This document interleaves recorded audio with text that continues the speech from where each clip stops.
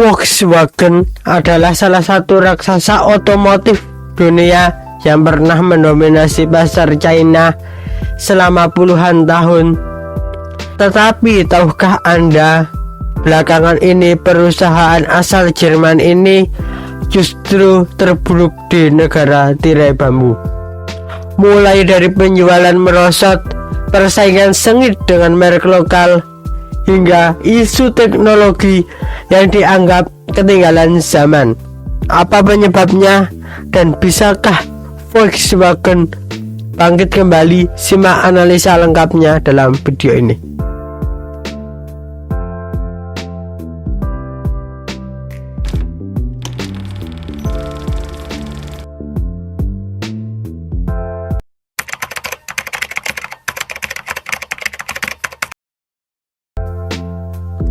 China pada tahun 1983 bukanlah versi China yang seperti sekarang ini. Bisa dikatakan bahwa negara itu miskin dan terbelakang. PDB per kapitanya adalah $32, sehingga menduduki peringkat ke-161 di dunia di bawah Republik Afrika Tengah, Uganda, dan Koros. Hal ini membuat negara itu agak tidak menarik sebagai pasar ekspansi bagi perusahaan multinasional. Populasinya memang banyak, sangat banyak, bahkan sangat besar, tetapi tidak banyak yang mendukung dari perspektif eksekutif perusahaan. Pada akhirnya, bahkan jika perusahaan ingin memasuki pasar China untuk waktu yang lama, mereka tidak bisa. Itu adalah salah satu ekonomi paling tertutup di dunia. Itu adalah ekonomi sosialis yang direncanakan secara terpusat dan tidak sesuai dengan ekonomi kapitalis dari barat. Bahkan hampir tidak ada hubungan diplomatik dengan Eropa dan Amerika, apalagi hubungan ekonomi. Jika tidak mengherankan bahwa sebelum tahun 1980-an tidak ada produsen mobil barat yang memasuki pasar China. Perubahan dimulai setelah Deng Xiaoping berkuasa. Ia memulai proses reformasi ekonomi yang mengarah pada proses keterbukaan yang menyebabkan pemerintah China mengundang beberapa produsen mobil barat untuk membuat perusahaan patungan. Usaha patungan dengan perusahaan mobil China yang mengarah ke Volkswagen buatan China pertama yang diluncurkan di Shanghai pada tahun 1983. Ini adalah salah satu kebetulan. VW telah dibujuk untuk membentuk usaha patungan dengan Shanghai Automotive Industry Corporation, dan itu terjadi pada saat yang sangat tepat. Reformasi ekonomi yang sama yang memungkinkan VW memasuki pasar melalui transformasi menjadi raksasa berpendapatan menengah seperti China saat ini, dan seiring dengan meningkatnya pendapatan yang dapat dibelanjakan dengan kelas menengah China berkembang, begitu pula penjualan mobil negara itu sejak saat itu lebih dari perusahaan mobil barat manapun. Volkswagen telah berkembang pesat dalam penjualan di China. Faktanya pada awal tahun 2000-an negara itu menyumbang setengah dari laba global mereka. Itu adalah pasar tunggal terbesar grup tersebut. Biaya produksi murah, penjualan banyak, dan margin keuntungan sangat besar. Tapi semua itu berubah drastis di tahun 2023. Pangsa pasar Volkswagen anjlok ke 11%, sementara merek lokal seperti BYD dan NIO meroket. Lalu di mana letak masalah? Ayo kita lanjut ke bagian selanjutnya.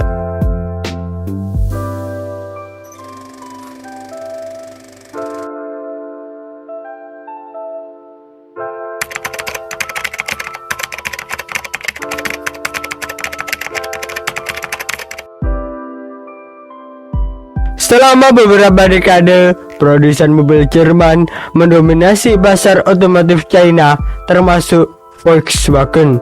yang menempatkan negeri tirai bambu itu sebagai rumah keduanya.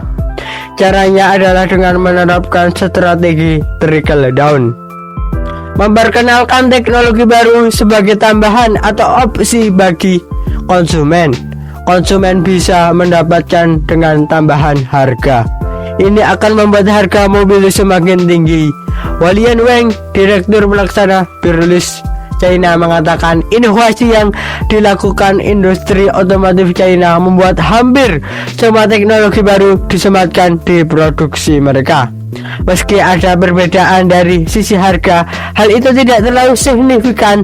Pelanggan di China tidak memiliki kesabaran untuk menunggu teknologi mencetus ke bawah maupun kemauan untuk membayar ekstra untuk fitur-fitur terbaru, kata Wang.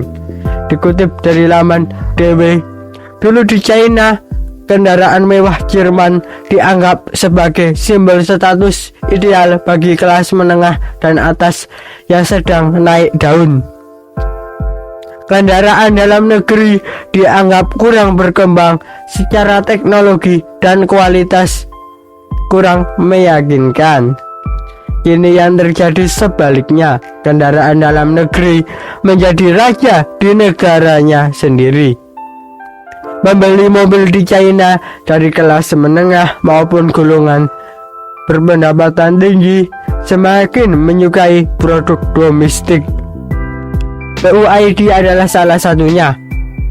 Dengan penjualan 20% lebih banyak dibanding Tesla, BYD menurut data Association Mobil Penumpang China tahun 2023 bisa mengirim mobil 20 kali lebih banyak dibanding Volkswagen. Fitur digital adalah yang paling menarik dicari oleh konsumen saat ini, khususnya di China. Sistem hiburan yang canggih ditambah dengan kenyamanan berpadu dengan kualitas dianggap konsumen sudah bisa ditemui di produk-produk otomotif asal China. Roger Sebastian, pakar China dari Marches Institute, mengatakan bagi konsumen produk otomotif China, teknologi menggantikan kualitas tradisional sebagai alasan untuk melakukan pembelian.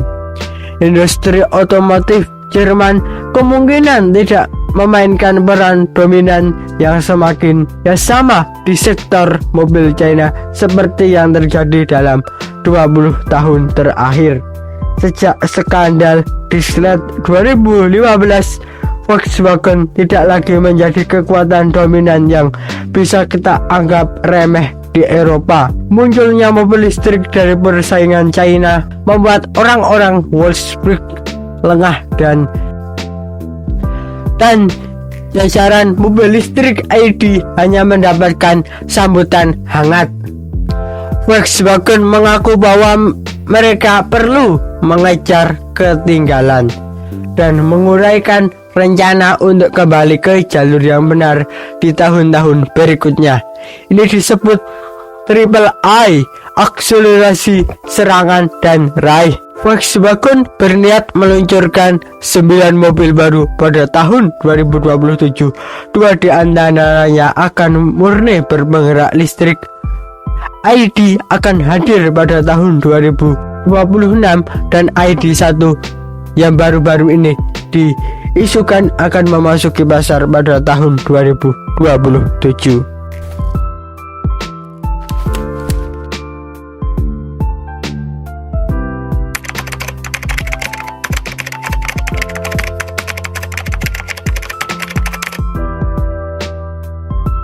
Tantangan terbesar Volkswagen di Tiongkok adalah perang harga yang sedang berlangsung di antara produsen kendaraan listrik, bank-bank milik negara Tiongkok, dan pemerintah daerah telah memberikan subsidi besar-besaran kepada produsen kendaraan listrik dalam negeri. Yang mungkin perusahaan seperti BYD menjual mobil mereka dengan diskon besar-besaran, terkadang hingga 50% di bawah biaya produksi. Namun Volkswagen tidak mau mengimbangi pemotongan harga yang agresif ini.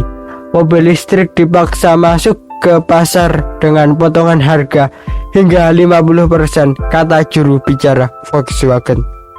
Karena itu, tahun lalu kami memutuskan bahwa kami tidak ingin terus tumbuh dengan harga berapapun dalam lingkungan yang tidak sehat.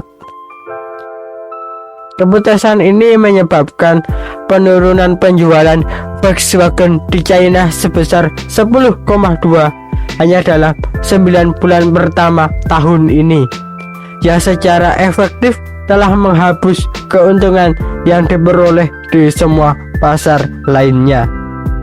Selain itu, konsumen China semakin nasionalis. Mereka bangga memiliki merek lokal yang dianggap lebih memahami kebutuhan pasar, seperti desain futuristik dan integrasi dengan ekosistem digital milik negara tirai bambu tersebut, seperti WeChat, TikTok, RedNote, dan lain sebagainya.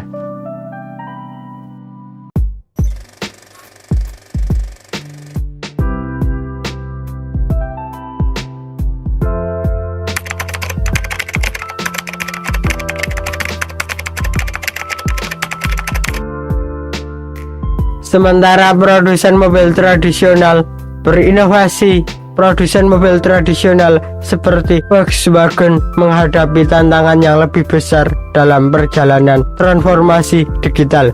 Perusahaan-perusahaan yang dulunya merupakan raksasa otomotif kini harus berjuang menghadapi kompleksitas integrasi perangkat lunak yang jauh berbeda dengan fokus mereka sebelum pada teknik mesin. Indeks genetik menunjukkan produsen-produsen lama ini merosot dalam perangkat digital.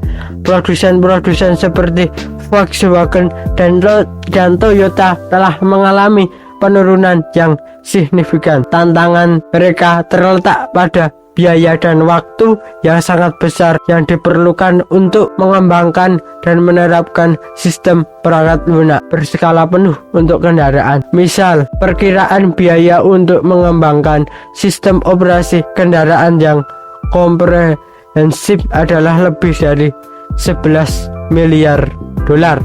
Menurut Goldman Sachs, komitmen finansial yang besar ini ditambah dengan penolakan budaya internal dan inefisiensi proses telah memperlambat kemampuan mereka untuk beradaptasi. Pada tahun 2019, Volkswagen dan Microsoft berkolaborasi untuk mengembangkan Volkswagen Automotive Cloud, salah satu cloud industri otomotif khusus terbesar untuk semua layanan digital dan penawaran mobilitas Volkswagen di masa mendatang. Bersama dengan Microsoft, Volkswagen meluncurkan Volkswagen AI Lab pada awal tahun ini. Dengan ini, Volkswagen bertujuan untuk mengembangkan prototipe yang dapat diterapkan dan didistribusikan ke seluruh mereknya seperti Pros. Meski demikian, kesulitan Volkswagen dengan unit perangkat lunak Carrier adalah contoh utama. Carrier telah mengambil panduan membanggakan anggaran dan kekacauan internal yang mendorong Volkswagen untuk bermitra dengan perusahaan rintisan kendaraan listrik AS Rivian untuk memperkuat kemampuan digitalnya.